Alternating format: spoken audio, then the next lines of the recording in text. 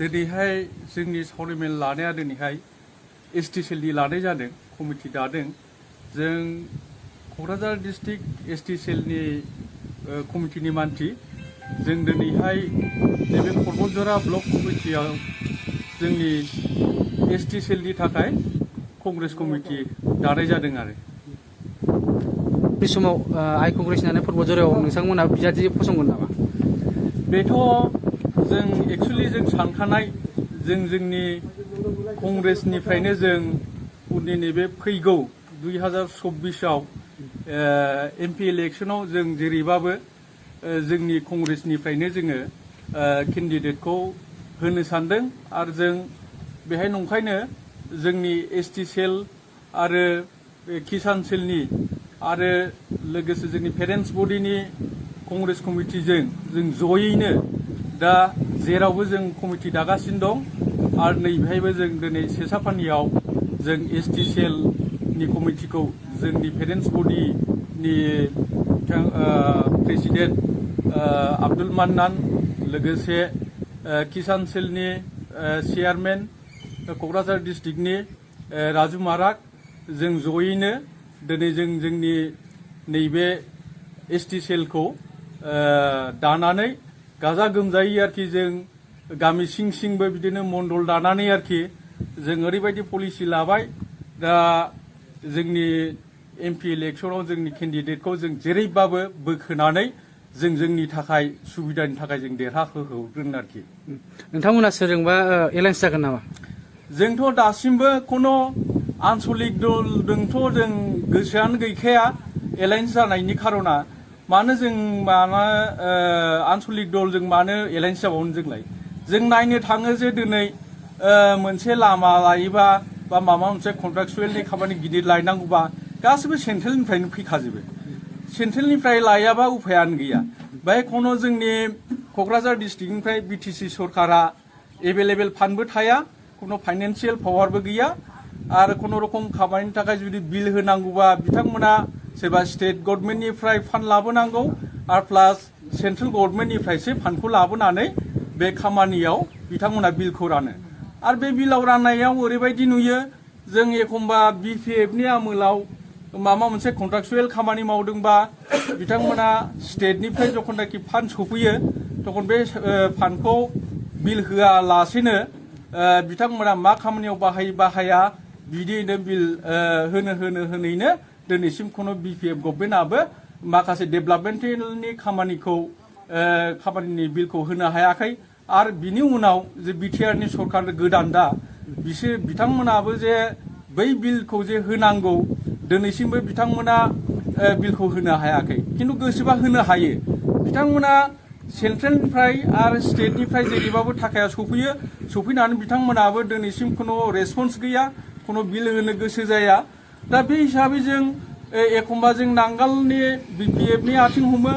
एखम्बा जों इउपिपिएलनि आथिं हमनानैबो जों जेनेबा दिनैसिमाव आलाय आथर जेनेबा नायसनजाया दा गतिके बिथांमोनजों जों एलायन्सखौ बोरै जाबावनो दा सेन्ट्रेलावथ' जोंना कंग्रेसआ इन्डिया माबा दाखाबाय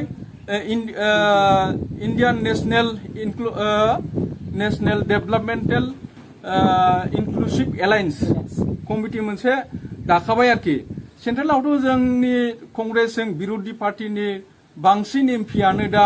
ज' एलायन्स जानानै देरहानानै दंखायो सापर्टआव दा सरकार गैयाबाबो नेक्स्ट टाइमावथ' जेरैबाबो सेन्ट्रेलाव फैखानाय आरो गतिके जों नुयो जे जिखुनु जों डेभेलपमेन्टनि खामानि मावनो थाङोबा जों खुनु आनसलिकनि दलजों जों एलायन्स लानानै लाब गैया गतिके जों एमपियावबो जों केन्डिडेटखौ होगोन प्लास बिटिसिनि इलेक्सनावबो जोंनिफ्रायनो जों एमसिएलएखौ जेरैबाबो जों कंग्रेस पार्टिनिफ्राय जों देरहाहोनो हागोन आरो बेखौ नुयो जोंना कंग्रेसआव बांसिनानो जोंनि मुस्लिम माइनरिटिनि संख्या बांसिनखा जेरैबाबो 96,800 बिसिबा सामथिं दं आरोखि आरो लोगोसे जोंनि बे बतझरा सिङाव जेनाखि एसटि एससि किसान सेलनि मानसिफ्रा गासिबो दा कंग्रेसआवनो जगदान होगासिनो दं कंग्रेसआवनो ओंखारनानै खामानि मावगासिनो दं दाथ' बेखौ आं 100% होनो हायो जे जोंनि बिटिसि इलेक्सनाव जों कंग्रेसआ जेरैबाबो देरहागोन होननानै। नोंथांमोननि कंग्रेस राजनितिक दोलोआ दे भट बजरायाव जे देरहानानै सरकार दानो हायोबा नोंथांमोना रायजो राजानि थाखाय माखौ मावनो थाखाय बांसिन थांखि लागोन? जों जोंनि कंग्रेसनिफ्राय जुदि देरहानो हायोबा बा हानायाथ' हाखागोन, जों फार्स्ट टाइमावनो नायगोन जेनेबा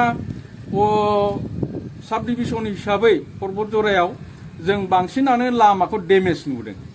लामाखौबो नायगोन आरो प्लास जेनेबा स्कुल फरायनायनि माबा मोनसे दाथ' जानायबाय आं बिजेपि गभर्नमेन्टआ